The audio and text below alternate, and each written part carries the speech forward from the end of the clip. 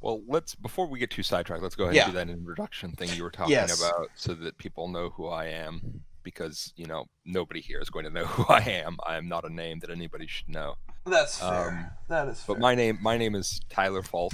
I um, am something of a professional nerd at this point, I guess. I've read comic books for ages and ages and ages, and these days I make my living part-time as a stay-at-home dad and a professional dungeon master.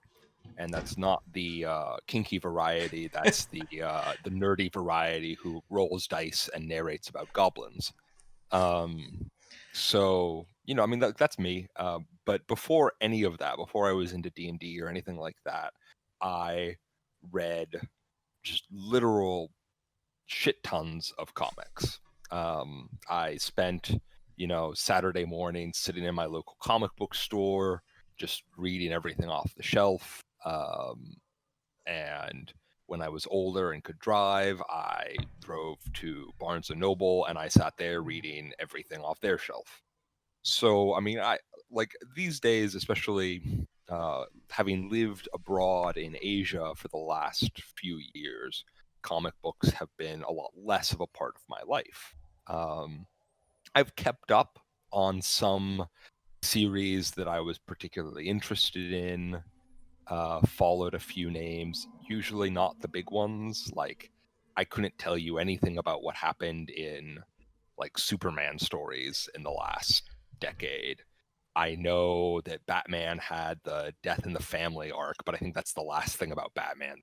So, um, but then at the same time, I know a lot more about things like Iron Fist because I'm a kung fu nerd, or yeah, things like that. I'm So, yeah, I mean that's kind of me. I am an armchair comic book critic who, you know, just knows what I like and pretends that I have some authority on that subject. Fair enough. Yeah, and me, for those out there in YouTube land, if you're on this channel, I suppose you'll know me as Konrad from Wednesday Night Reviews, where I review comic books, I speak with comic book creators, and do interviews with them. Um, with a particular focus on Canadian comics, though, for this show, we're just sort of talking comics in general. For the last decade or so, since 2011 with New 52, that's when I actually started collecting single issue comics, and then I think 2 or 3 years prior to that, I picked up my first graphic novel, which would be like The Dark Knight Returns, Batman Hush, Final Crisis. So I started with a heavy lead on DC just because of Batman. Um, but I am not particular to DC over any other company. That's just the character wheelhouse that I know best. Sure. But yeah, I am also like a big proponent of sort of like we were talking before we started recording of Image comics, for instance. I love Image. I love Dark Horse, especially Hellboy. I've got all of it on my shelf. Um, and yeah, basically how we met. I had moved to Hong Kong, and I was there for about 2 years before we moved back to Canada, or I moved back to Canada. And that's where Tyler, you and I met. Yep. At the time in Hong Kong, you were working and basically I was studying kung fu. right. Yeah. So I was a kindergarten teacher and studying kung fu in my off time. Um, and I was, Conrad's dungeon master again, not the kinky variety, the nerdy one. Um, but yeah, so that's kind of where we got on, and we've been stuck with each other ever since. So Yeah, yeah, and as we mentioned, so I in my show I discuss superhero comics and basically the lighter stuff. I've gotten into certain heavier subjects. I actually the other day just finished sort of a more adult oriented book, which is ironic because what we're going to talk about today is sort of adult geared comics, and not necessarily the pornographic variety or anything like right, that. Not that I'm going to shy away from it, sure, but yeah, we through what I do, I've noticed a bit of a lack of, and just the way we talk, you and I, thought it would be fun to share basically a little bit of that adult geared books. So, for Right. instance, this stack of books I've got beside me, um, one of my favorites that I would say is adult geared is this Batman book called Dark Knight, A True Batman Story, which is basically a recounting by Paul Dini of how Batman has impacted his life. And not just like, oh, my job and I made money from it, but he basically ends up getting mugged in this story, and how that impacts him. Also, books like, for instance, Die, which is about Dungeons and Dragons and a group of kids that gets pulled into their world and then suffers greatly for it. Um, and then they, at the very beginning of the story, this shit all happens, and then they blip out into our world and they meet up a number of years later with, you know, things like PTSD. One of them is missing. One of them doesn't have an arm. Stuff like Which that. is interesting bit of trivia for you. I don't know if you know. Dungeons and Dragons, one of its first big forays. So like Dungeons and Dragons is having a cultural renaissance right now, where it's becoming very popular with things like Critical Role and other things. Like it's now uh, part of the cultural zeitgeist. But Absolutely. way before any of that, there was actually a cartoon series back in the 70s or 80s. Like we're talking about the He-Man era of cartoons. All right. Yeah. And this cartoon series was about a group of kids who went on the Dungeons and Dragons ride at some theme park, but then like the roller coaster went through a magical portal and they found themselves in, you know, a game of Dungeons and Dragons with this little gnome looking guy who was the dungeon master and was trying to get them to defeat the great evil so they could return home. Oh my God, that's the little gnome guy, red robes, right? Yeah, Red yeah, robes, yeah, gold trim. Oh my God, yeah. that's what that's from. Yeah, that's what Okay, that guy's from. Yeah, no, I like the meme guy who's like holding his hands up and there's magic. Yeah, that's what that guy's from. wow. Okay, wow. Just sort Uh, of dating ourselves, both of us. That's yeah, awesome. yeah, no. So I mean, like, yeah, the whole getting like now, you know, if you're an anime person, the getting pulled into a game world or getting pulled into a fantasy world Mm, is really common in different shows. But it goes way back, like way back. yeah. Um, Wow. so it's kind of interesting that there's an adult take on that now, whereas the original one was very much kid friendly and kid oriented. Well, I So mean, I guess it just goes to speak that in general, the people that were watching it or are watching it in our case, um, have gone from being a kid back then to an adult now, and likely well, they're creating those stories. I think that's a really good segue point into one of the first things I wanted to talk about. So um, I think that comic books, like a lot of media, like cartoons or video games, or at least have this notion of being rooted in something childish, Hmm. whether it was sort of the original comic book,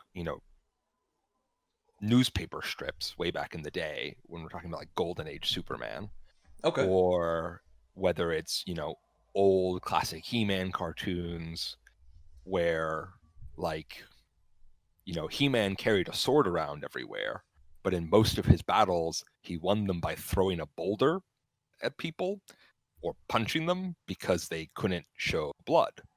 Right. So Yeah. like despite the main character having a sword, it had to be very non-violent, or at least had to pass under certain censor bars to air. And so there's this kind of root of these genres in these very childish PG kinds of media, but we've seen that sort of as the decades have gone by, they've really expanded. And some of Yeah. that has happened very much in the public eye. Like certainly the MCU movies are way more adult than anything you would have seen in like really old Marvel comics. Oh Uh, yeah. but at the same time, there's still a lot more PG than what you'll see in comics that are being published now, at least, especially under like some of these off labels. Yeah. And I think you're exactly right that like many different things, these media have sort of grown up with the people that remember enjoying them as children. That like we have grown up and we've started saying like, well, I want to make a He-Man show, but I want to make a He-Man show for people my age, not for kids anymore. Mm-hmm. So you see, like, actually, I think a great example of that is Samurai Jack, if you ever watched Yes. that. Oh, love that show. Yeah, like I remember watching the first 4 seasons back in the early 2000s, and watching them as they aired on television when I was like a preteen, and then I watched the 5th season a couple of years ago when that finally came out, Mm-hmm. and obviously it was significantly more adult. Like, Oh. not it wasn't like graphic, but it definitely aged up. Like there was content in there that definitely would not have been in the originals. Like the stories they told and stuff like that. Well, and specifically like on the kind of He-Man parallel, most of the enemies that Samurai Jack fought in the original show were robots, because they could show him slicing apart Yeah. robots and like oil pouring out and things like that, but they couldn't show him hacking people to bits. But spoiler for Samurai Jack season 5, Thank you. he kills a person. Oh, Like okay. he's fighting, he's being attacked by these women, and when he stabs one of them, she bleeds. And Wow. he's Okay. shocked. Like he actually takes it, like he's shocked because this is like the first time we've seen him do this. And it, so things like that I think really reflect how these stories sort of age up with their audience. That a lot of times you write some stories for the people who are still getting into this, for the children, for the Mm-hmm. young, the new audiences, but you also write some stuff for the continuing audience, and that audience has changed. They have, like me, grown up, they've gotten jobs, they see the world in a different way, they have families. Yeah. um, so I think that's one axis on which sort of adult content has started to spring up in comic books. And I mean, I say started to, it's been there for quite a while now. Yeah. Like it's not new, but I think it's getting more saturation than it had before. I definitely agree with that. Like, um, and again, having been as someone who, like, I grew up watching like Batman the animated series and stuff. Like, I loved that. I had all the toys because thankfully I'm an only child, so I got spoiled. Um, Me too. yeah. um, when it comes to like the adult books, like I remember my first, what I would call adult comic book probably was The Dark Knight Returns, right? So I had lived off of, since I was like 3, Batman the animated series, where it's Right. all that good stuff. Which even that show compared to like Adam West's Batman was a little darker, Oh but yeah, overall yeah. it's still a Yeah, kids the show. animated series definitely had like some heavy episodes. Yeah. Like Mr. Freeze. Oh. That series created the quintessential Mr. Freeze, and while not like overtly graphic or violent, that episode definitely dealt with adult themes in a way that I don't think many cartoons at the time No. had. Agreed. Yeah, I absolutely agree. And that's where, like, for me, having gone from that to like The Dark Knight Returns by Frank Miller from the '80s, it's like a clear path, right? Like from like Mm. Adam West to the animated series to Dark Knight Returns, you Yeah, can kind of draw that line of like, light and fluffy fun to getting a little heavier but still very light and right. fluffy. But within the animation of that show, you could tell it was meant to be darker. And then with Hmm. Dark Knight Returns, where you've got an old Batman who's just pissed off at the world, ripping people through windows and beating them in half to death. Yep. You could draw that line. Yeah. And I think too it speaks about how, especially within that book, um, how it speaks about, it takes into account like what does the media think, what does the government think, what are the police Hmm. doing, what is Batman doing, what is gang violence occurring. Like, I think when a comic starts to take into account all that sort of global view to it, that's when I personally start considering it like a an adult comic, right? Like Sure. my most new example would be, look at something like DC Superhero Girls, where it's a light, like literally drawn with like light bright colors. Everything is Hmm. bright, and the stories that they're going to tell are children's stories, and that's beautiful, and there's nothing wrong Yeah. with that, of And course. that needs to exist. That like Yeah. that's an absolutely it's an important gateway. And I mean, frankly, like I enjoy light stories as Hmm. much as I enjoy, like horror and darkness and those really heavy, hard hitting stories. I also like stories that I can just sit down and relax with. Yes. Uh, that I can like. It's a nice. It's refreshing. Whereas the other things are like they're things that have a lot of flavor, but that really can oversaturate you. Yes, you can't have too much, otherwise it'll just get dull and rough and not so fun. Um, uh, a metaphor that comes to mind is, like, I'm a guy who drinks black coffee, and once in a while, it's nice to have some sugar in your coffee. Sure. Yeah. I'm a guy who doesn't drink coffee because I think that bean juice sounds disgusting, but my wife tells me that it's very nice and important. So I mean, I yeah, drink tea. hey, nothing wrong with tea. Um, uh, yeah, so before we started recording as well, you mentioned you had a stack of comics, so yeah, show me what's going on, Tyler. sure. So one thing, actually, I think, so the first one I'm going to show you actually is one, since you were talking about The Dark Knight Returns. This is, I think, an interesting Marvel parallel to The Dark Knight Returns that I think a lot of people haven't read. Like, it's not, um, it never achieved the sort of sensationalism that The Dark Knight Returns, which I think is a well-known name, at least among comic book people, of a graphic novel. But this one is called Spider-Man Reign, Reign. And Spider-Man Reign is interesting because, like many of these graphic novels, The Dark Knight Returns, it takes place in this sort of what if future. But in this future, costumed villainy and vigilantism has been cracked down on in New York to the extent that Spider-Man has not been seen in years, I think Oh, decades at this point. whoa. And we find ourselves on the city streets of New York when, like, supposedly, the news media, and we do have sort of pages of like news anchors talking in New York in Oh, this. cool. I like that. Notably, J. Jonah Jameson is absent, and this Oh. is a plot point.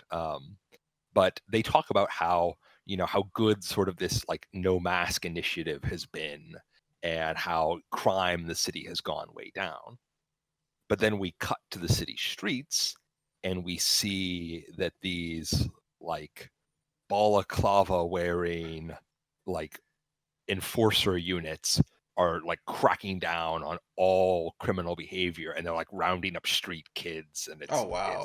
it's bad. Like it's not good. And like the city, like the newsroom, let me see if I can find a page of it. Like the Hmm. newsroom is quite bright and colorful, but then when we see like the streets, it's dark. And yeah, so And to be clear, here, these balaclava wearing folks, they're cops, right? yeah, they work for the government. So like here, the page on this page, like that's the news. So we see bright blue sky, we see, happy looking news anchors talking. Yeah, picturesque, really. Right. And when we see, people on the street, it's dark, it's raining, and people are getting, beaten up by these government enforcers in masks, basically. Kids are running, and an old man carrying flowers is knocked to the ground and, like beaten with an elbow, bloody nose. Jesus. Well, and then what we find out is that old man, Flowers, is Peter Parker. And what the story, without delving too much into spoilers, there's a coming initiative to surround New York in this energy web, this energy net that's going to protect it from the outside. And this Okay. is very much the sort of build a wall initiative of New York. When was Written this book written, by a the way? while ago. Like let me look at the actual date if I can. But it's from a while ago, so it definitely was a little prescient in that regard. I was gonna But say, like, building a wall. We've got armored police walking around yeah, bullying people. That yeah, echoes hell 2020. yeah. Like, little But relevant there. so what then happens is J. Jonah Jameson shows up as a very old man, because this old white-haired man we see as Peter Parker, and J. Jonah Jameson shows Yeah. up as this like wiry little stooped old man with no hair and a like crazy mustache. And he comes to find Peter Parker, and he basically starts by saying, "I'm sorry I was so hard on Spider-Man for all those years, but the city needs him now. You need to come back."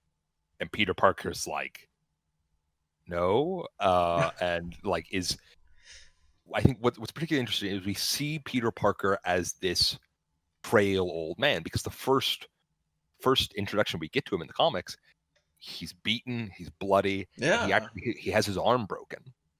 Oh, fuck. And so it's very strange to see him as frail. Um, and this is not a particular this is not a twist or a huge spoiler. It happens very early on, but we see after this encounter, Peter Parker rushes back to his apartment from the flower shop that he works in, and he starts sort of ranting to MJ, saying, "We need to get our things, we need to pack our bags, we need to go. Like, things are not good.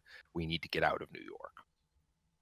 And as he's throwing things into his suitcase, he's talking, and the camera is focused on him, and he keeps, saying like, "Go on, get your things." And then eventually he starts getting angry and says, "Why aren't you packing?" And the camera shifts to the rest of the room, and the room is empty Oh, ouch. because MJ is dead. And what follows is a story about sort of why Peter Parker was a hero and why he gave it up, Hmm.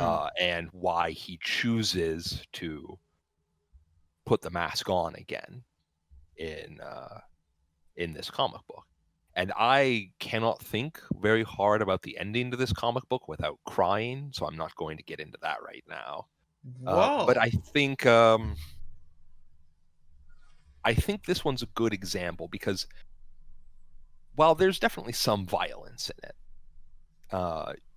people are beaten it, but it's sort of typical superhero violence. There's a little bit more emphasis on real people getting hurt. Hmm. Peter Parker breaks an arm. We see that sort of weakness. We see the actual effects of violence more than I think we see in a lot of comic books, Yeah, like it's not the superhero comic books. yeah, it's not like the bam biff bop kind Yeah, of. exactly. Yeah, it's not like So hit the bad guy. we see the real effects of violence, and I think that on its own shifts things in a more mature direction. I think this comic book is adult because it deals heavily with a theme of grief. And I think that's something that, certainly children who might start reading Spider-Man comics Yeah. can't really understand. that sort of through your teenage years you start to understand those kinds of feelings, and then as an adult, as you graduate into maturity, those make more sense to you. But I wanted to kind of raise this one first because I think for me, the two things that can make comic books adult are content, which is things like graphic violence, graphic sexuality, uh, and themes, Mm-hmm. which sort of transcend what's actually shown on the page. They get at sort of the soul of a work and what that work is trying to convey. And I think that the actual graphic content of a comic book, that will vary sort of from culture to culture. For Oh yeah. instance, like America is un- is strangely, and I would say awkwardly, comfortable with violence. Yes. In movie ratings, it's much easier to include lots of violence in your movie without the rating going up to R than it is to include any kind of sexual content. Which just kind of Sexual, makes it go yeah, right there. immediately goes right up. But like by contrast, uh, France is sort of the opposite. Oh, You know, absolutely. All yeah. like they're super comfortable with showing sexual content, but violent content immediately shoots things up.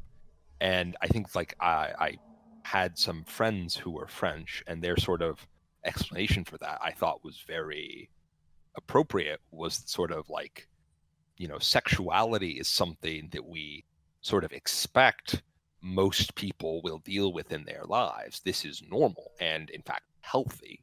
Yeah. But violence is something that we hope people don't deal with in their lives. So that's a more mature subject.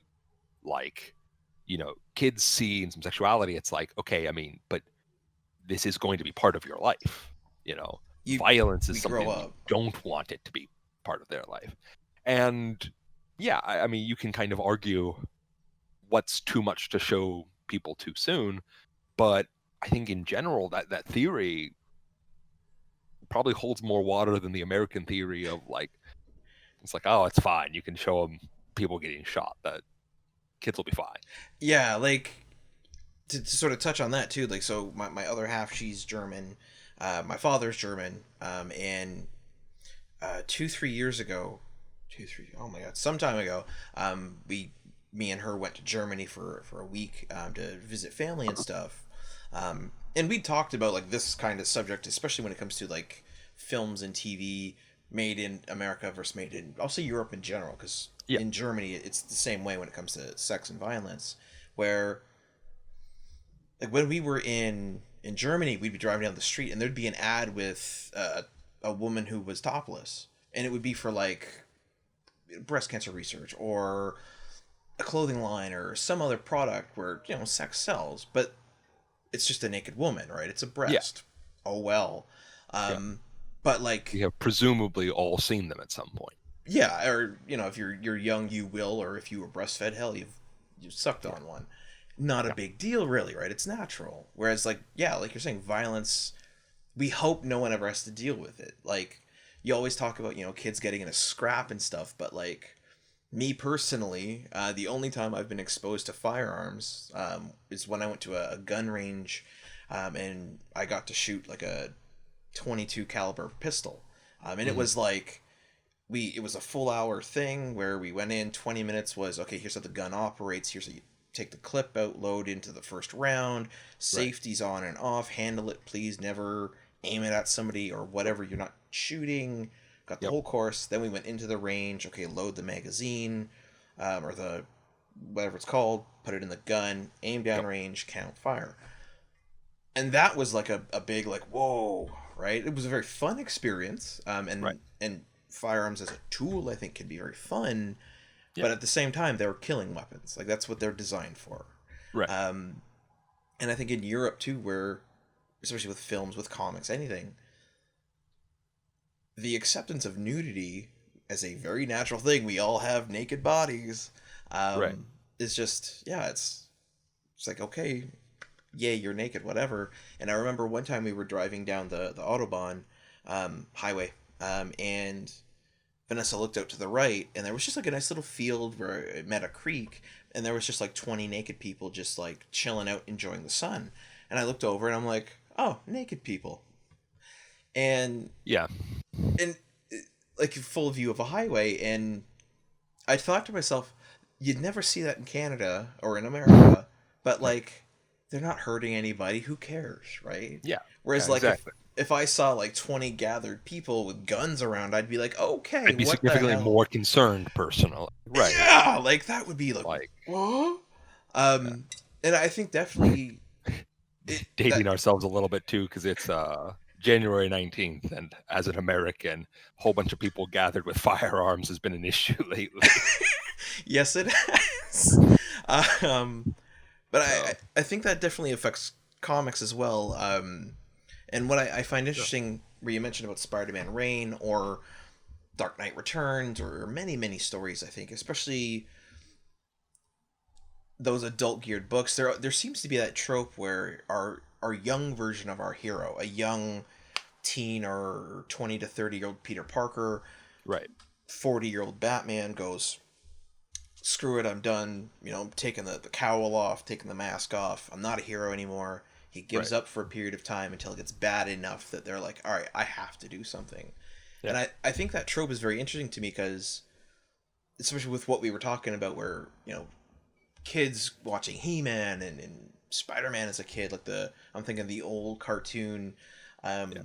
that Peter Parker is having a jolly old time, fighting with the Makes villains. jokes, like Yeah, that's yeah, that it's a very signature of Spider-Man that he makes jokes while he's fighting, to throw them off their game. right. So that Um, character grows up, experiences the world, becomes more worldly, like any human being will, and goes, the cowl is not a thing I need to do anymore, or I cannot right. do anymore.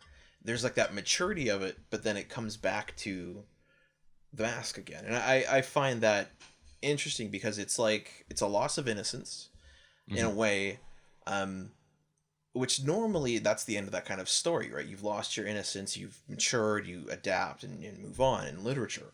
But I Right. think within comics, there's this tendency to then go back to it. And I think maybe that has to do with like realizing the positivity of that, for lack of a better word. I don't want to say it this way, but that light, that, Mm. Well, and I well, think yeah.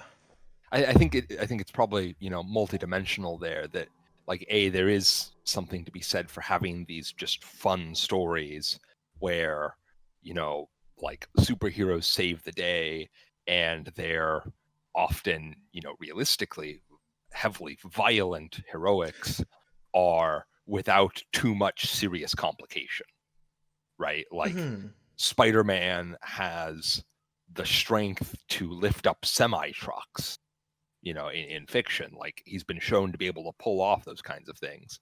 And it's often talked about in various Spider-Man comics that he holds back significantly in fights, much like Superman does, because he's so much stronger than the people he's fighting that he could very easily just wreck them, you Yeah. know. But the amount of Spider-Man stories that are about Spider-Man accidentally going too far and seriously hurting somebody are relatively few and far between. Yeah. Those stories don't actually crop up that often. And I think that, to an extent, a large part of that is because comic books, as a serial medium for the big two, need to maintain a certain status quo. You can't change things too much permanently because people need to continue to write these characters. Like Yep. Watchmen. That's why Watchmen includes knockoff DC characters, basically. So I'm That assuming you're way. familiar. Yeah, Oh yes, yeah. That way they yeah, can take that character to that level and right. play Because with that. originally, like Rorschach was the Question, Yeah. and it was actually a story written with newly acquired characters that DC had just bought. But the the story that he wrote just absolutely destroyed these characters, And so they're like, well, we can't, like, this is a good story, but if we publish this, we can't really use these characters anymore. Exactly, yeah. Like, I find that interesting where, like you said, it breaks the character. Like, to very easily, especially when it comes to that power level idea, you could have not Batman, Superman punch some thief in the head and the guy's head explodes. Exactly. But you can't do that. And that's where, like, the advent of, like, The Boys comes out with Homelander and stuff, where Homelander would have no problem doing that. You just right, and so now we can tell that story. And so I think that gets into kind of neatly another one of my points, which is that, you know, the big two, you know, and sort of these mainline heroes in comic books, they delve into these adult themes sometimes, but usually it's them dipping their toes in or experimenting with it, or in the worst cases, I think, sort of trying to use these adult themes and not doing it well, frankly. Yeah, Like I'll agree to that. there are definitely, you know, runs of comic books or characters that I quite like, that I think try to make things very mature and adult and just end up telling a really bad story that kind of poo-poos on the character. Like I'm an unabashed Iron Fist fan who, you know, read a few comics with him when I was younger, but fell in love with him again when I read The Immortal Iron Fist. And, you know, years later, they continued an Iron Fist story with Iron Fist, the Living Weapon. And whereas the Immortal Iron Fist steeped in a heavy appreciation of the wushu genre of films, you know, to the extent that they had text narration narrating the names of the special kung fu moves that the characters would use. You know, the Living Weapon very much tries to be quite grim and quite dark, starting with, you know, the Iron Fist just wallowing in depression and like sleeping with his interviewer and, you know, talking about the drugs he's, you know, been taking to try to deal with these feelings. And ultimately he confronts a robot that has the head of his dead father. And it's just like, I found that, to me, did not handle those mature themes with, I think, the care that they need. Whereas something like Spider-Man Reign makes me cry because it tells this haunting story about grief. I felt very little when I finished The Living Weapon because I thought that it was just sort of it tried to use the trappings of adult media, you know, like I was talking about before, the content, you know, the graphic content, Sex, without, drugs. I think, without the themes to back that up, without that kind of framework, those bones to build it on. Yeah. It's interesting that you bring that kind of story up, because I remember you talking to me about that. But the interview I just finished, which hopefully will be posted in the next like day, I interviewed a gentleman named Howard Wong who's written comics and other media quite a bit. But he wrote a book in 2007 called After the Cape, and I haven't read it, so I actually plan to. It sounds really cool. Basically, it deals with this character who, at a fairly young age, I believe it's high school or college, he has these powers, right? He's a superhero, or he has the ability to be a superhero. And he has to choose, do I be a hero or do I finish my education? And he goes, no, I'm going to be a hero. And from the gist that I caught from it, basically we pick up in this guy's life when he's been a hero, when he's got kids, a wife, a family, a house, and he's basically dealing with depression, alcoholism, as a result of sort of falling out of grace. Like, there's like statues in his honor and stuff, but his profession of being a superhero has left him kind of messed up. And it deals with that. And again, without having read it, just from having spoken with the person who wrote it, it sounds very interesting. And it sounds like, because of from the get-go, it was designed to deal with that. Right? The character of Iron Fist was not necessarily designed to deal with alcoholism, depression, drug use, and grief the same way as this Yeah. character who was written from the get-go as this person's gone through some stuff, here's our story. And that's where I think the main line, like you said, the big two, DC and Marvel's characters, can't necessarily deal with that. Or if they do, it's got to be like some Elseworld story. Right. Like I certainly think that Iron Fist, for instance, in that specific example, could have gone and, had it been written differently, been beautiful and this very Sure. touching heart story. But I think with the big two, or maybe even the other, like Image, DC, or Image, Dark Horse, and Boom, there may be this fear of, if we permanently change this character with such a huge story, it cannot be undone. Right. And I don't think it should be necessarily. And we can get into continuity talks all we like, and it'll take years. Yeah. But I think my thoughts on the use of continuity in the big two would probably be its own talk in general, because suffice to say, I think that they worry way too much about continuity, and that they would be way better served with more standalone stories that revolve around sort of a character archetype, the details of which are not necessarily always consistent. Mm-hmm. That it's like, roughly who Batman is. We don't need to know all the details of who Batman is, and those can sort of be loose from story to story, just to serve the needs of that story. Exactly, yeah, like which Robin existed, which villains has he Right. fought, how old is he, that kind of stuff. Yeah, Exactly. Yeah, and I agree, that could be That's its own series. talk.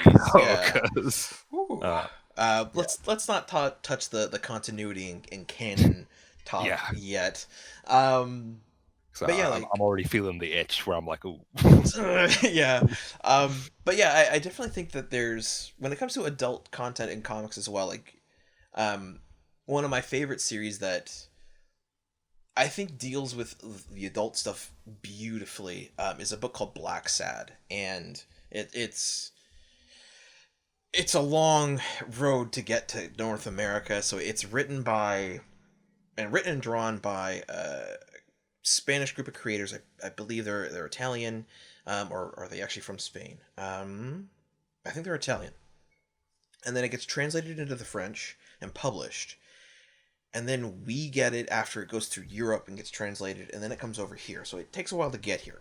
But the books are beautiful. They actually just come out in like a big collected paperback. Basically, the series, and it doesn't, when I start explaining this, it's not going to sound adult, which is funny.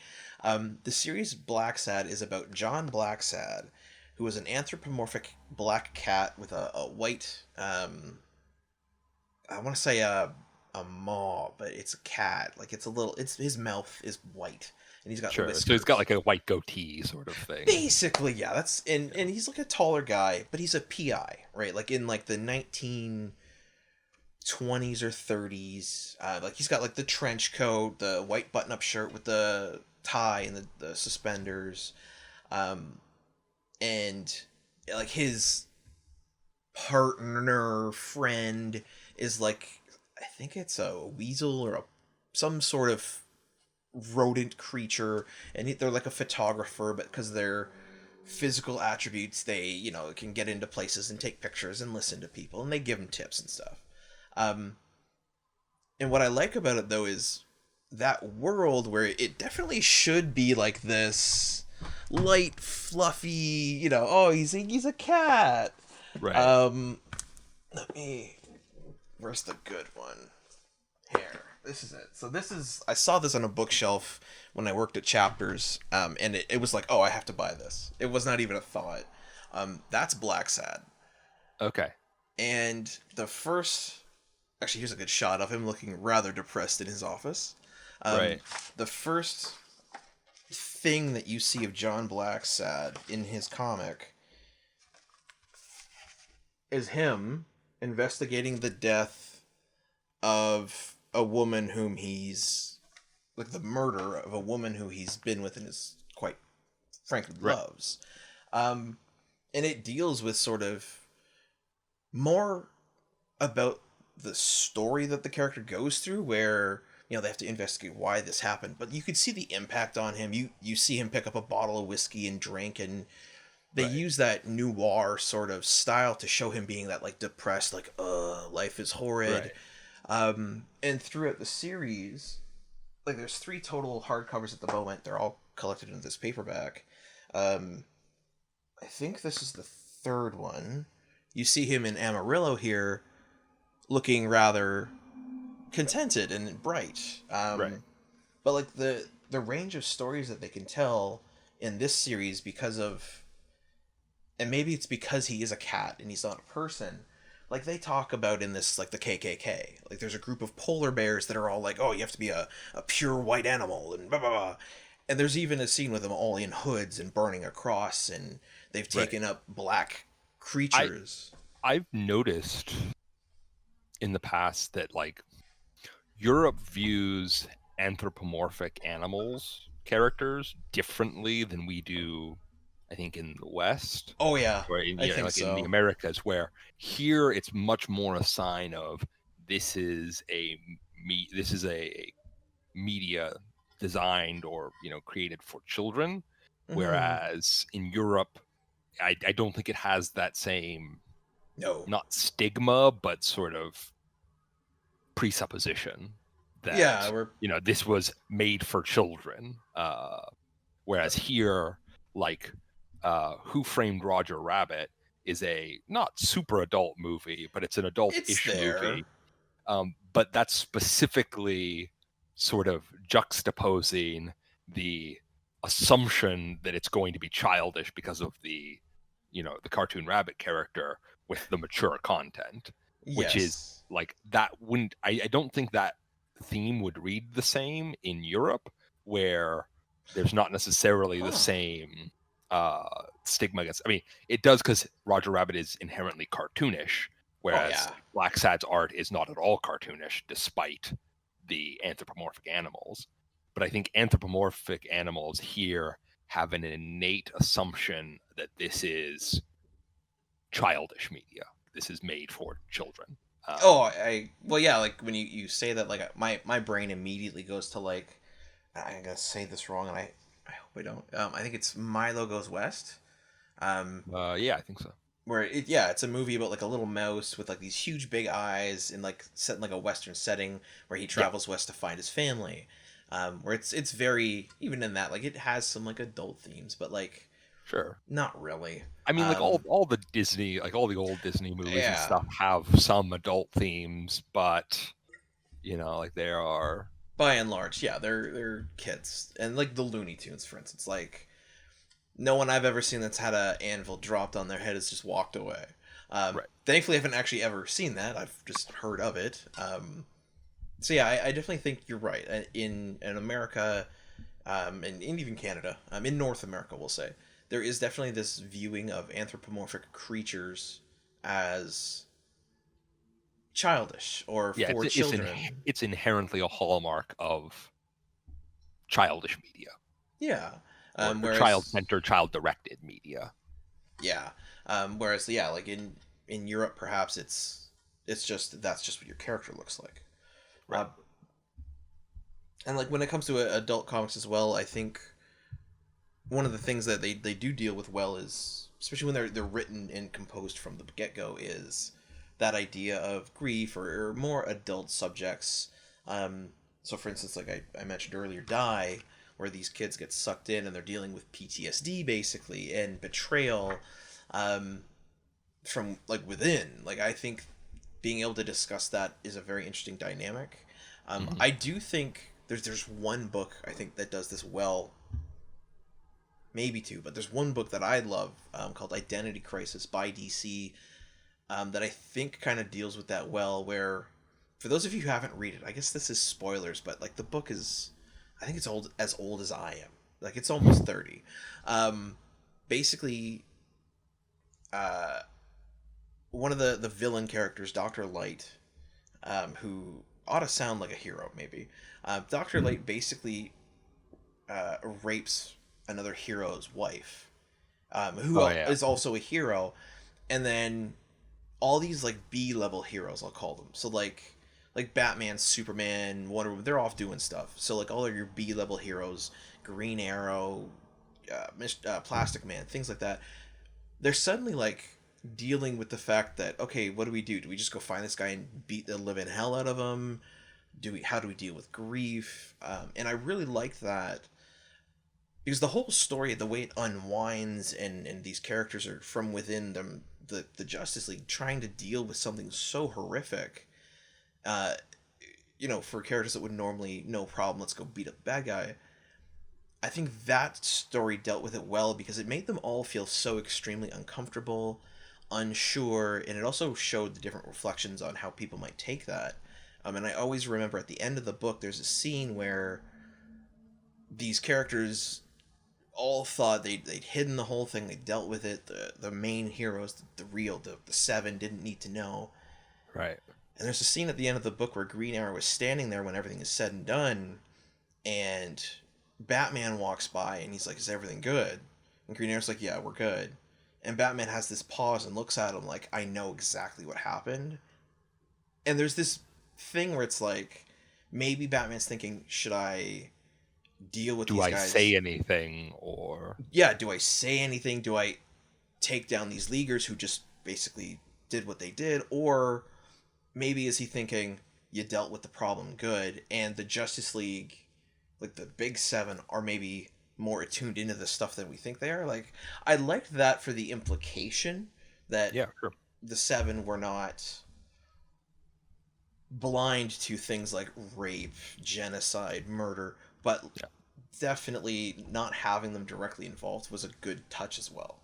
Yeah, absolutely. Like I think it would be very difficult to tell that kind of story with them. I mean, very sensitive subject, so I don't want to actually linger on it for very long. But I Agree. think rape uh, is probably used in comic books more than it should be because I think that it's a very difficult subject to handle well. Yes. I don't think that it shouldn't ever be used, especially in like adult comic books. I think that as a horrible human experience, it has a place in our media that examines and sort of dissects and pulls apart horrible human experiences because I think we as people grow from examining those things. Mm-hmm. Mouse is a comic book about genocide, and it's an incredibly important comic book, as are several others about the Holocaust and those events. But it's a very difficult subject to handle well. I think rape Yes. particularly is a very difficult subject because rape is one of the worst crimes, and it's one of the only of those very terrible crimes that leaves a victim to deal with. Mm-hmm. Like murder, the person who suffers murder is not there afterwards. And it's probably Yeah. easier to tell superhero stories about that because, well, the only thing left for the hero to go do is go beat up the bad guys. But rape is different because the hero is put in a position where beating up the bad guys might have to take a back seat to helping the very real victim who now has to live with what's happened to them. Yeah, exactly.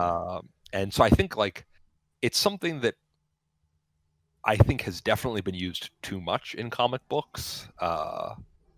Because like I don't know if you've ever heard the expression, like the trope, you know, stuffed in a fridge or put her in a fridge. Yes. Yes. Like because that's coined, I believe, and I'm not.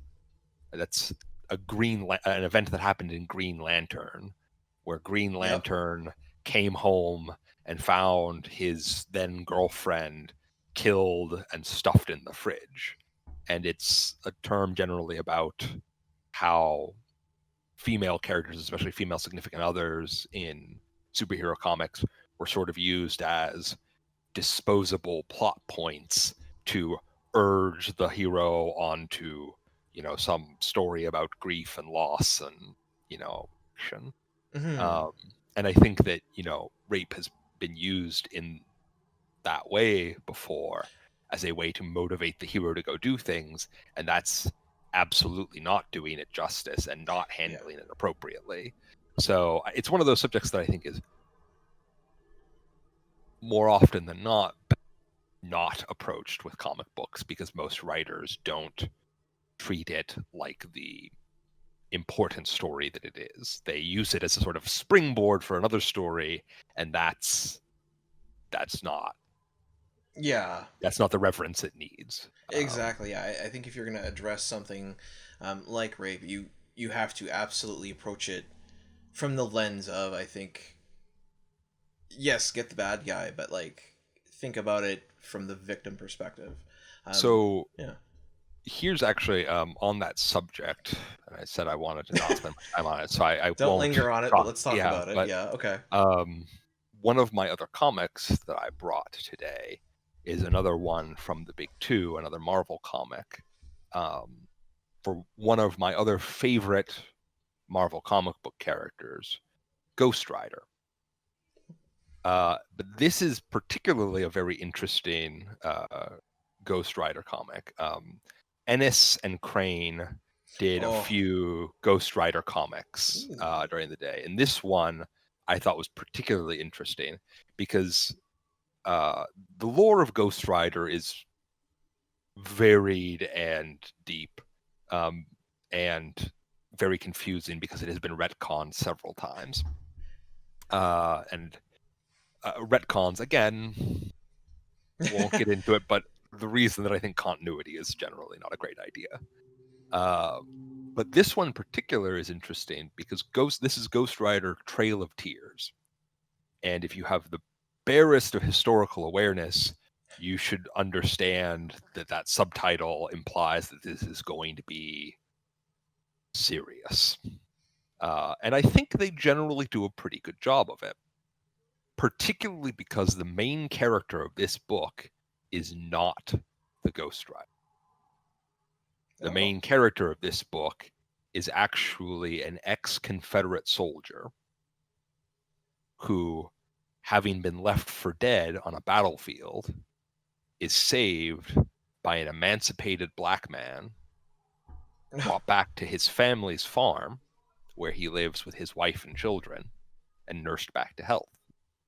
And having this experience, he grows to reconsider his views on, race and slavery and stuff. And he, very early on in the book, like this is all the first few pages, basically, he goes, he kind of feels that he's healed.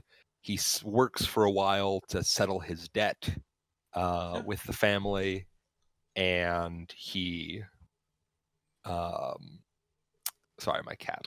Anyway, I'm gonna open the door real fast for my cat. Sure. So he can run out. Are you leaving, buddy? I'll just leave the door open for you. I'm so tempted to leave that in. All right. Anyway, he leaves to go west because this is, period of American expansion. I was gonna say So this takes place in what year or what? I mean, it's right after the Civil War. Like this is because literally he's a Confederate soldier. He's right on the he battle. falls in the Civil War, but he like the main story takes place after the Civil War. He goes out west, and then the story time skips to him coming back from having been sort of this Wild West cowboy, out there living off his gun kind of thing.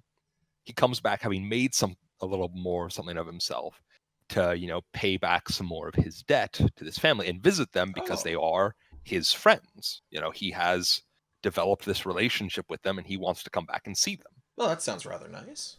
And he comes back and he finds their farmhouse has been, there are two like redneck hillbilly, like disgusting men living there. And his friends have been murdered. Lovely. Yeah.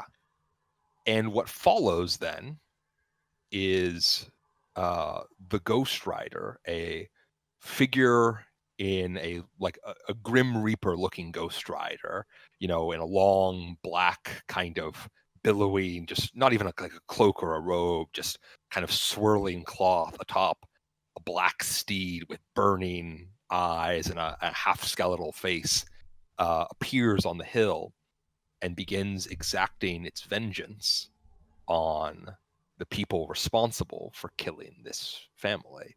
Wow. And so the main character and this Ghost Rider are both tracking down these people responsible for killing this family. And it's brutal, it's vengeance, and he talks about this isn't justice, this isn't, Yeah. it's like this is vengeance. And it deals with it follows this ex-Confederate soldier mostly, but it also follows the fleeing perpetrators who are trying to escape not only this man with a rifle who's after them, but this inhuman spirit of vengeance. Yeah. They have no, and so a whole bunch of stuff goes on in the comic book, but it's real dark, and it delves into race and violence, and there are just some good subtle touches to it. I think it's aided tremendously by the art that's in it, because Crane has, I believe Crane is the artist, has an uncomfortably realistic style. Oh, okay. I'll see if I Yeah, can. please do anything. Yeah. Like that. So it's Oh, wow. very highly realistic, but into that sort of uncanny valley kind of realism, where it's, especially with some of the more graphic stuff. Yeah, it gets nasty and uncomfortable. Yeah. And like I was talking about earlier, there's themes and there's content, and this one I think has far more graphic content than Spider-Man Reign, because there's some real, some of the ways the Ghost Rider kills these guys are Nasty. uncomfortable to look at. Good Not just in their violence, they are, yeah, and yeah. So but it also hangs that graphic content on a story that is about themes of racial injustice and pervasive racial hatred, because I mean, this character, the black family, is killed by a whole bunch of white supremacists who are angry that they lost the Civil War and think that black people should be beneath them. And it's an ugly story about revenge that the characters talk about. The characters talk about how this isn't about justice, this isn't holy, this is bloody vengeance. Mm-hmm. And so I think that's another, that's an example of the big two getting into a story that is very adult, but handling it with some more appropriate gloves. This was a story that was made to be adult, and it I think approaches that well. And so two of these comics, both with Ennis and Crane on them, both Ghost Rider comics, Trail of Tears and The Road to Damnation, both interesting Ghost Rider stories. I think if that's a character you're ever interested in reading about, those are good places to look. Well, I you picked the perfect character, because truth be told, I like the idea of the character of Ghost Rider from what little media of Ghost Rider I've consumed, like the films, and I've consumed the character through the second movie was better than the first. I agree to that. I really like the second film, and I've played the character through Marvel Ultimate Alliance and stuff. That's my very limited exposure of this character. I've always been interested in Ghost Rider, and I wanted to know. So in those books, or in the book you talked about there, Trail of Tears, Right. Ghost Rider sounds like basically an ancillary character. Like, does Ghost Rider and the protagonist ever meet and talk? Later, but that's sort of spoilers.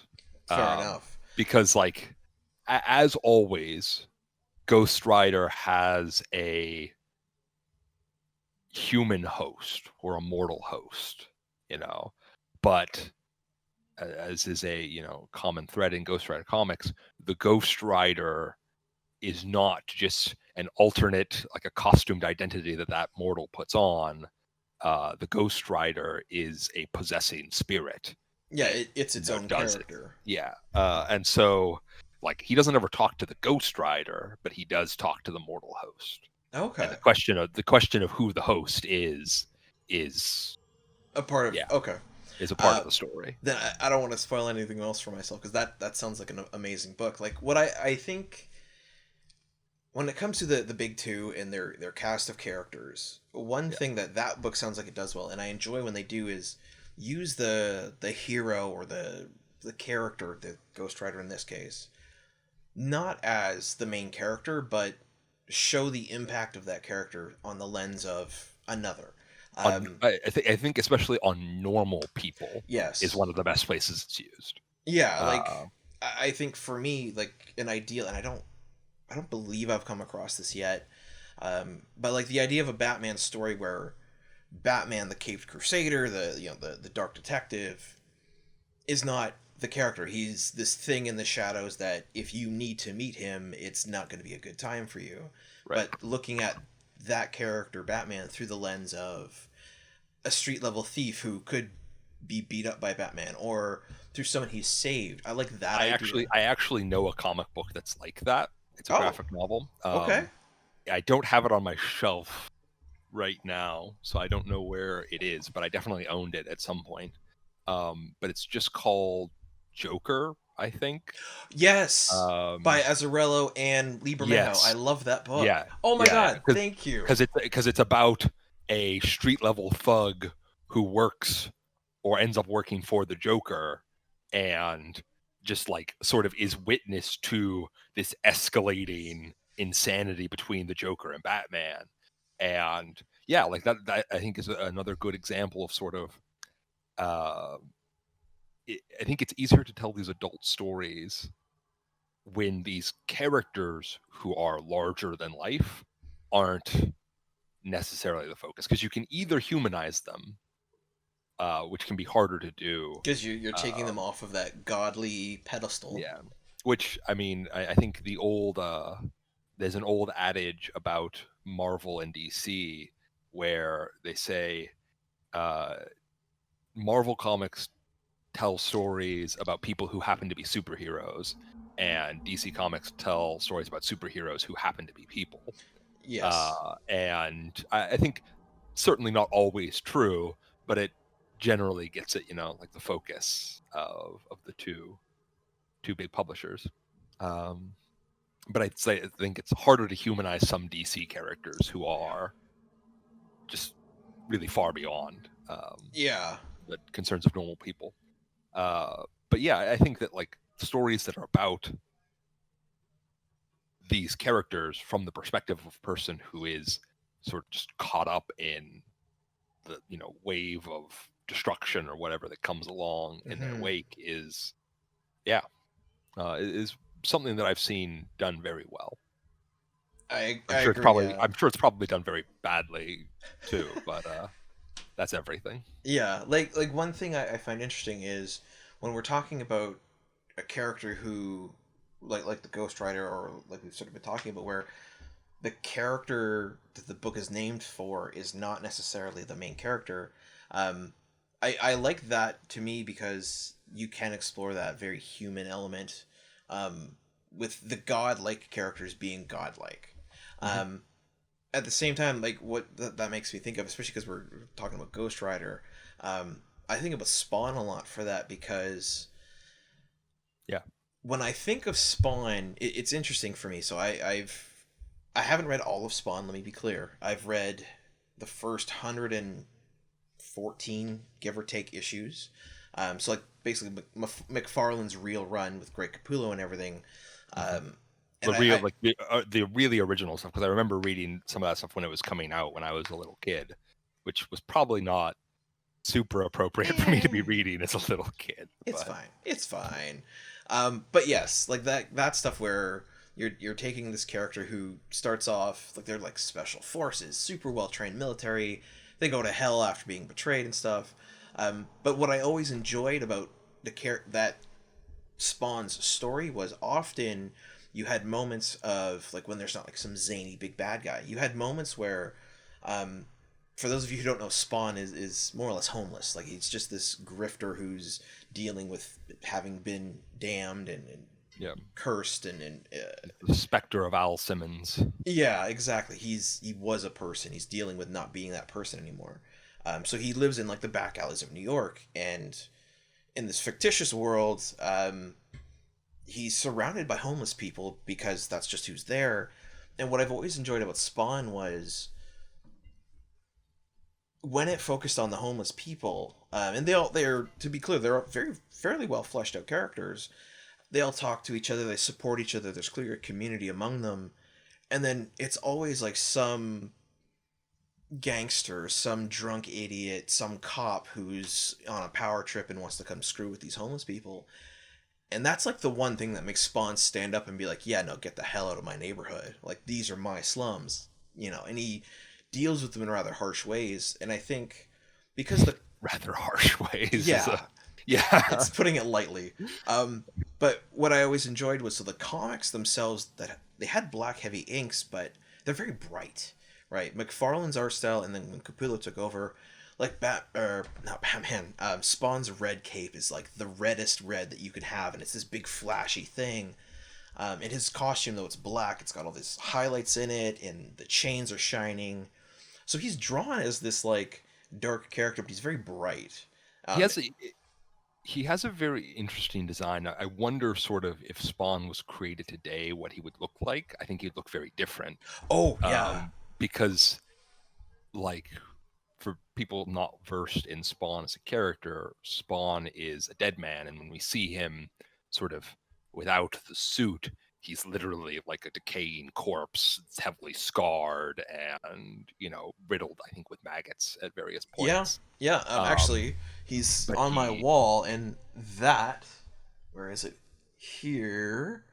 Uh, Potentially, I mean, it's a little more yeah, rotted than he's normally shown as, but that is basically yeah. his face. But like his costume is the semi-sentient ectoplasmic force that he was imbued with as a hellspawn that animates him and gives him his powers, but it ends up looking like a dark version of a pretty typical superhero spandex suit. Yeah, And I think like if he was created today, we'd probably get something that looks a bit farther from that, because Spawn did start back in the era where comic books were pretty much only superheroes. yeah, And you a part of that yeah, Image boom, basically when Image started. And yeah, yeah, it's what early '93, I think, is when Spawn One came yeah. out. It Um, was, yeah, yeah, but what I really liked about Spawn was like having, and maybe this is the weird part. My first exposure to Spawn was like from the movie, and then on HBO they had this TV series, the cartoon, yeah. and I loved that cartoon. And let me start by saying it is not a cartoon for children. Like one of my favorite scenes, again, Spawn being this dark individual trying to deal with their existence. They're very vengeful in the same kind of way that Ghost Rider is, but I think without the direction, because Spawn is Al Simmons, the individual inside of Spawn, is trying to deal with his own death and losing his family while seeing them. Like he can literally go and walk up to their house. There was a scene in the Spawn cartoon, and I recommend watching it if you haven't. It's got this really cool introductions by Todd McFarlane, who created Spawn, and it's basically takes place during the day. The scene in a park. It's brightly lit, but Spawn has somehow got himself up in a tree, and he's hiding in the tree basically, and he's tracking this like, I believe it's this predator who basically hides in like an ice cream truck, and he abducts children and does nasty things to them. And there's a scene, I think, where I believe it's this character. This character's in this park looking for children, and he comes up to this tree, and Spawn is in the tree, having known he'd be there. And then all you see, and it's all done in shadow, but you see the chain come down and grab this guy, pull him up into the tree, and then it cuts to the next thing, and the cops are there at night, and it's just this mangled corpse hanging upside down in this tree. And I like that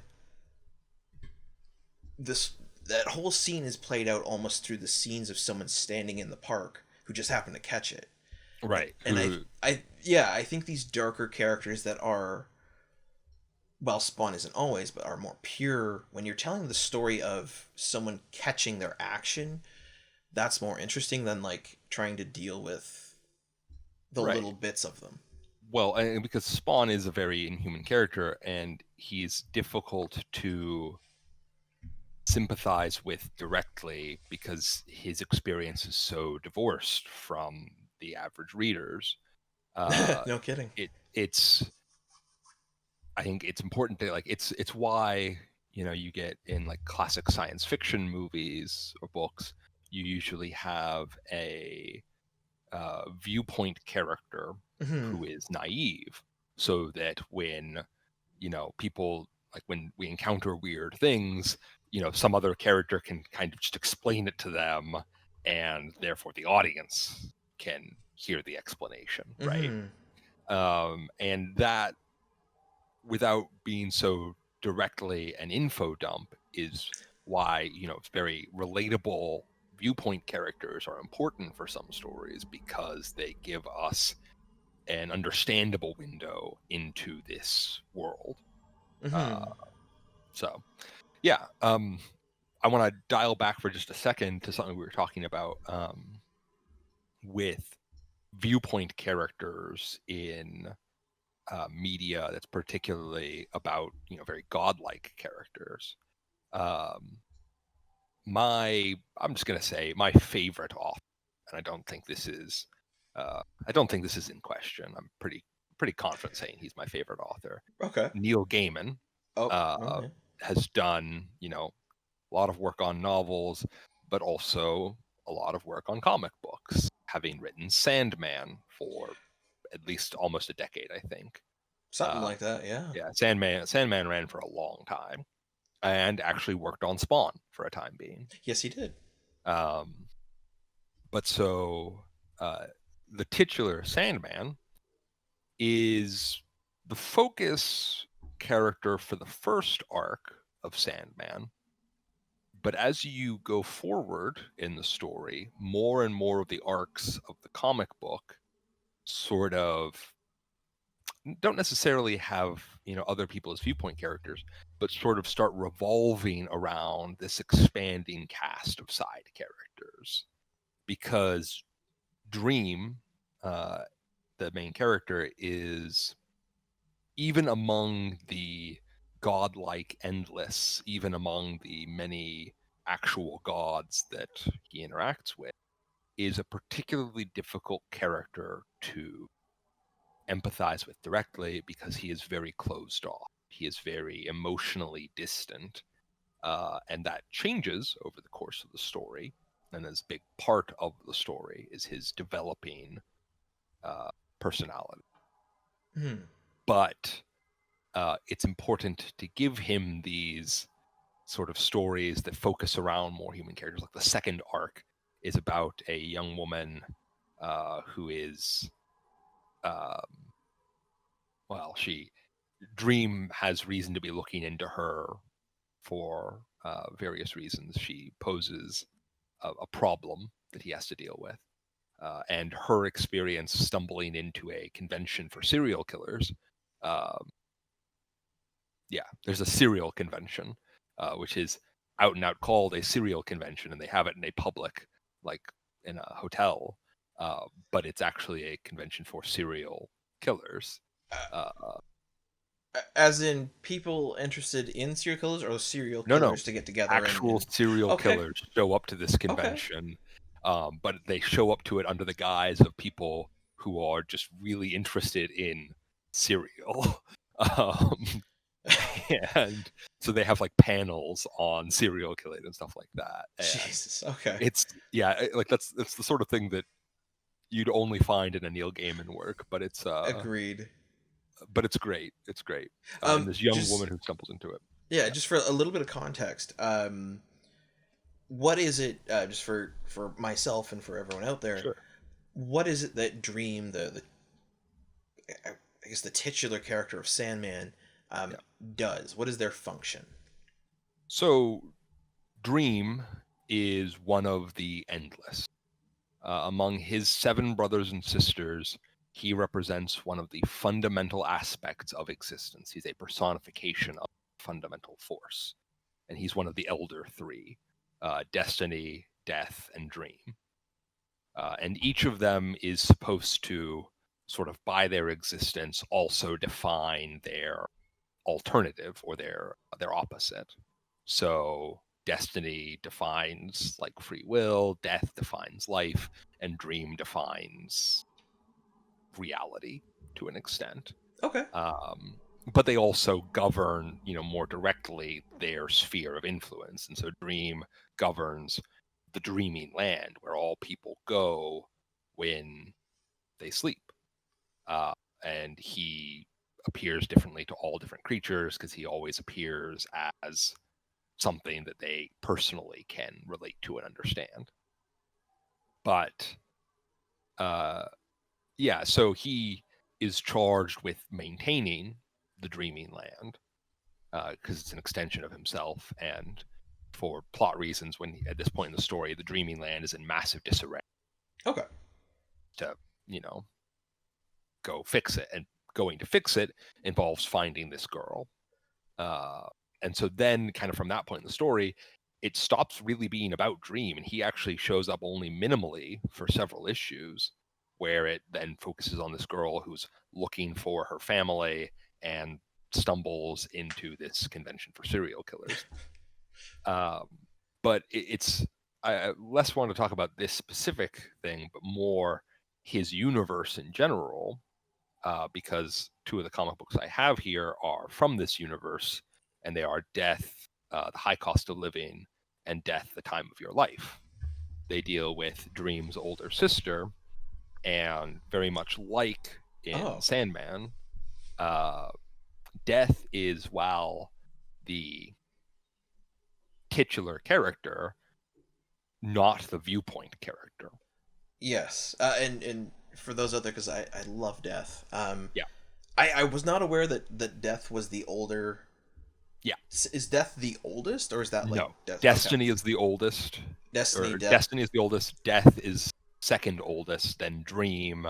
Then that makes sense. Destruction, Desire, and Despair are twins.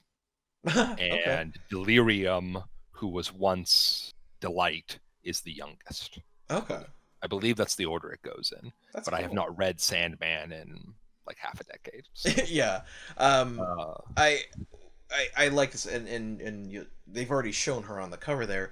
Death being the second oldest, then I like her the most, or it, I suppose, because she's female identifying. Yeah, she displays herself as like what, a 16-year-old girl or something. Yeah, she's a young woman who is a peppy goth. So like she's the happy variety of goth who, despite dressing in all black and wearing somber makeup and an ankh, a silver ankh around her neck, pretty much always has a smile and loves everybody. And she talks at various points throughout Sandman and these 2 stories about why she loves people, and that's because she is the first and last person to see you when you're alive. That she brings you into this world, an event that nobody ever remembers, and she comes to take you out of it. And that she's there for everybody and is there for everybody equally. And actually there's a foreword in this one about, I think, why he designed Death the way he did, and sort of talks about how people think that Gothic people are, all somber and sad, and says, like, I know lots of people who dress in all black who are very cheery and things like that. Neil Gaiman's a very interesting person. I'd love to be able to pick his brain Oh my sometime, and god, that would be the dream. I'd probably fangasm too hard though, and just sit there like staring at him uncomfortably. Yeah, So like it's probably best that I don't. that would be something. Yeah. But interestingly, and I mean, I'm gonna, for those people who didn't pick up on it, the titles of both books are puns, because you can read them both as Death, subtitle, The High Cost of Living, or you can read it as a sentence, Death, the High Cost of Living, because death is the high cost of life. And that's sort of the theme of the book, is Death, the High Cost of Living follows the character Sexton, who at the very beginning of the book is writing his suicide note and preparing to go kill himself. And he bungles it and falls into a trash dump and immediately has second thoughts, whereupon he is pulled out by Dee Dee, who is the current mortal incarnation of death.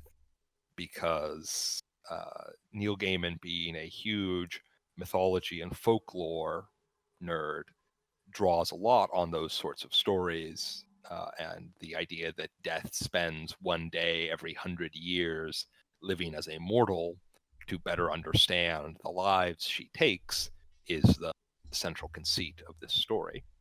And so this is Death's day as a mortal this century. And so Sexton spends the day following Dee Dee around and getting into trouble with her, and is, sort of learns to reevaluate the value of his own life, considers, which, I mean, suicide is not that simple. No. People who are depressed and like, it's not, but it's an interesting story, and it's one that I very much love, because I think there's very little graphic in Death, the High Cost of Living. Yeah, There's there's a little bit barely. of violence, like some people get cut, but like there's no mangling of corpses, certainly nothing like you'd see in Trail of Tears, where there's a lot of mangling of corpses. Yeah. But at the same time, this deals, I think, very beautifully with a very mature subject, which is depression and suicidality. And it handles it, I think, with a lot of genuine care and empathy. Yes. And that's something that's really hard to do. So, I think I would hesitate. I don't think you should ever say that like adult comics are only meant for adults, people who are 18 years or older, things like that. Because I think that there's a lot in a book like this that teenagers who are often struggling with feelings like this could get a lot out of. But I think that the difference is not that an adult comic is meant for son. Oh. That an adult comic is meant strictly for legal adults, but that it deals with themes specific to growing up, growing Mm-hmm. older, or transitioning out of childhood. And that, I think, is sort of critical difference, because there are lots of superhero comics that deal with lots of violence, but don't deal with anything particularly mature. Whereas Mm-hmm. a book like The High Cost of Living doesn't have a whole lot of violence, but deals with themes that are very mature, and that I think children would struggle to recognize and understand. Agreed. Yeah, like I think that's probably the perfect juxtaposition there for the idea of maturity in violence or something, where The Looney Tunes are extremely violent. Throwing dynamite and dropping pianos on each other all the time, but it's nothing. Whereas something like Death: The High Cost of Living, you're right, because I loved that book, deals with an extremely mature subject in an unbelievably, I think, good way. Where I remember liking it so much because Dee Dee, or Death, the way Hmm. she's presented is, like you said, this very light goth character where she's just a young woman who genuinely likes people and she doesn't judge people. And I think one rhetoric that I understand where it's coming from when it comes to dealing with suicide and thinking of suicide is like it's a coward's way out. Um, Yeah, that's I'm gonna go ahead and say that's bullshit. Like that's agreed. I totally agree because the level of thought that would go into something like deciding to and actually doing, committing suicide is I can't even fathom it. Like I wouldn't even put my mind on it. And yet somehow Neil Gaiman has, through Dee Dee, shown just a purely nurturing, understanding perspective that also drives and decides to highlight the positives to interact with Sexton throughout his story. And that's what I think makes it such a minimally violent but extremely mature subject matter dealing with young people. I think that if I had to encapsulate it, I think it shows that, through the lens of death, both the character and, y- the actual Mortality. event of mortality, it is an examination of the preciousness of life. And I think that people who feel suicidal are often judged harshly for those feelings. That it is, like you said, seen as a coward's way out. It's seen as weakness. And, that's nothing could be further from the truth. People who feel suicidal are fighting, they're struggling to stay alive, they're fighting against depression. Um, and, that's harrowing. Um, and like I hope that anybody who feels like that, who feels like they can't continue, feels like they shouldn't, I hope that those people always feel like they have somebody to talk to. And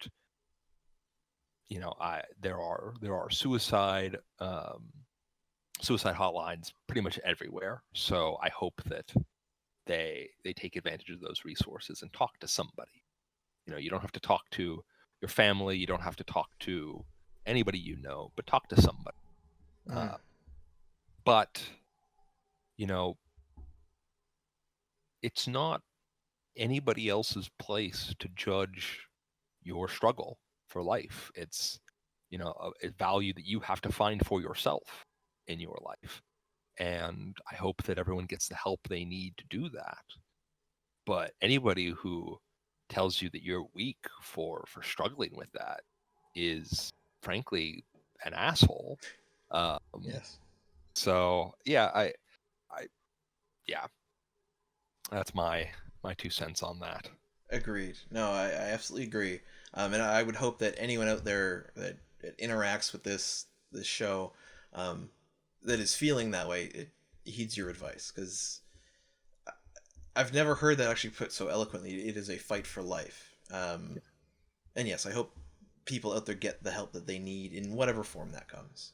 Yeah, I mean Um, nobody judges you for losing your battle against cancer. Nobody tells you you're weak for dying to cancer, but you if depression kills you, it's like oh well they should have fought harder. It's like no. Screw you. yeah, Um seriously, like fuck. yeah, so anyway, I will say on another subject, I personally, it's been a long time since I've read it. But Death, the Time of Your Life was, I think, I didn't like it as much as The High Cost of. I think it was written afterwards, but I don't quote me on that because I need to like look up their actual publication dates. but it's definitely the one that I read second. But I still think it's a good story. It deals with actual side characters from Sandman. These Oh, are two okay. characters who are from Sandman. I forget which arc they're from, but they live in an apartment building together. It's a lesbian couple who get married, and Right. they have a child together, and one of them is become a successful singer songwriter.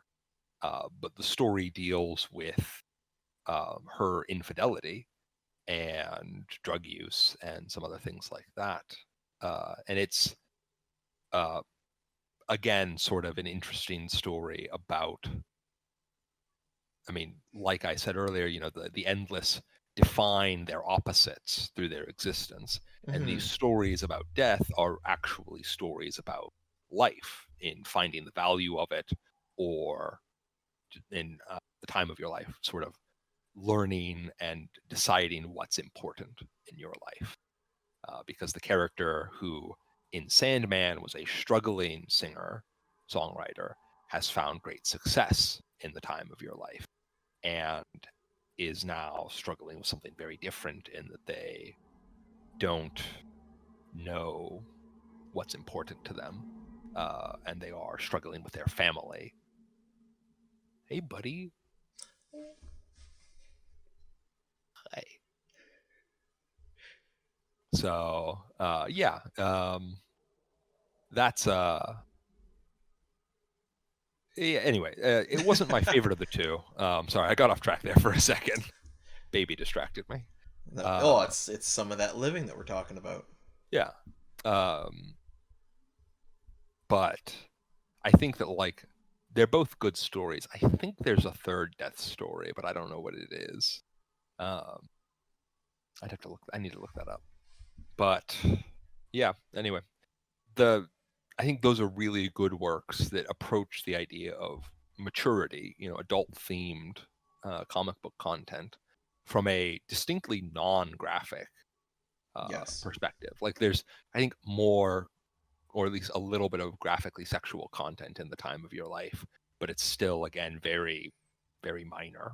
Uh, but I think it's hanging that content on strong adult themes that are treated with care, Yeah. which makes an adult comic book worthwhile. Because I think the opposite is, like, if you decide to have an adult themed story that has all these adult themes in it but doesn't actually use anything graphic, that can be very meaningful Mm-hmm. filling. The opposite, however, when you decide to have sort of a non-adult themed work but just throw in some violence and nudity, that's when you get some this kind of schlock jock stuff that is, like, it's seen as very gratuitous Good then, word. and that is what I think gives adult media a bad reputation, because you see people looking at a comic book or a movie or a video game and they say, like, well, that's just graphic for the sake of, like, that's just Yeah. disgusting, it's like and so I think that ends up giving a bad reputation to this kind of media, which can have a lot of really important things to say, but can also just be used for a cheap provocation. Mm-hmm. Because as we said, sex sells, but if you're selling nothing with it, then Yeah. Yeah. Like that. And again, maybe for a future episode, we can talk about this because that branches perfectly into the series called Sunstone, which is definitely on the adult end of graphic and sexual, but is definitely probably one of the most touching love stories I've ever read in my life. And I think I do not know how to pronounce his name, but yes, I I'm gonna Stepan Sejic. yeah, I'll put it up. There will be. You'll see it below. it's like Um, STEPJAN, A I think. A N, and then his last Yeah. name is like SEIJIC. It's a thing that he's Croatian. Illustrated for Witchblade for a long time. Very long time, and the Darkness, I Yeah. believe. But yeah, I think that's a great stopping point for now, Tyler. We'll Yeah. pick up later, do this again, because this was fun. Yeah, I had a great time. Hopefully we can do this again sometime. Thank you for having me on to talk. Absolutely. Yeah, and thank you so much for being here.